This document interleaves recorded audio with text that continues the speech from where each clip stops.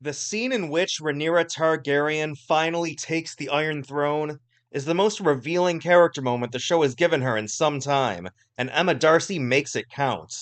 Because Queen's Landing is the episode that House of the Dragon has been building towards since it began, the structural turning point that justifies everything that preceded it.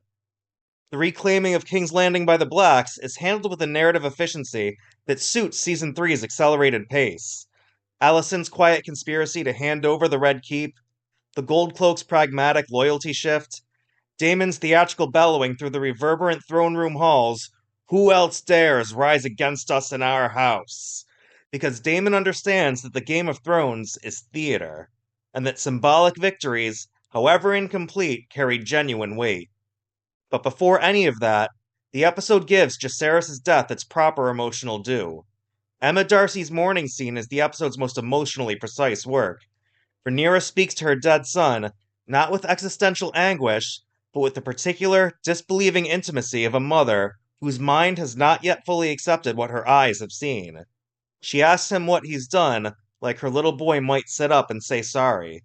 It's grief at the edge of madness, and Darcy walks that edge without tumbling in either direction.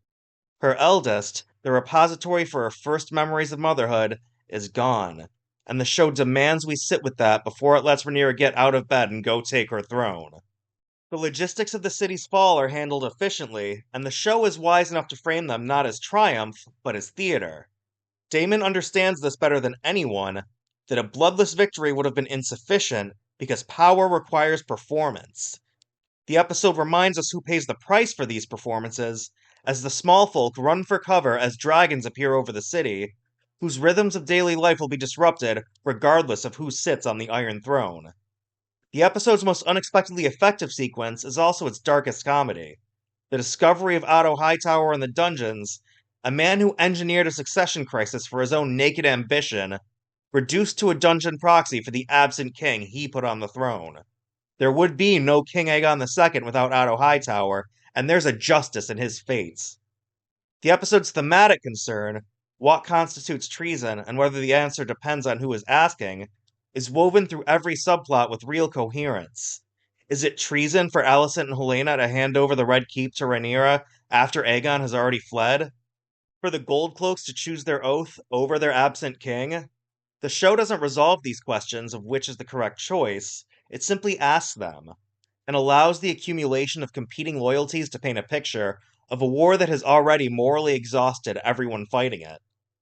And so we return to the moment that defines the episode, Rhaenyra executing Otto Hightower and taking the Iron Throne. Daemon, who in Season 2 might have seized this moment to make his own show of strength, instead encouraging her, because he has walked among the weirwood now, and he has seen that the future of Westeros requires his wife. When she finally brings the blade down and trails blood up the steps to the throne, the show declines to make the moment entirely triumphant because there's too much grief on the table and too much still ahead. What does Rhaenyra think as she looks out from her father's chair? Is she preoccupied by what she's already lost, or by how much fighting lies ahead? Because this is a symbolic victory, not a complete one. Aemond is not going to back down, and Alicent stands before her, eyes pleading for a mercy that the situation may not permit.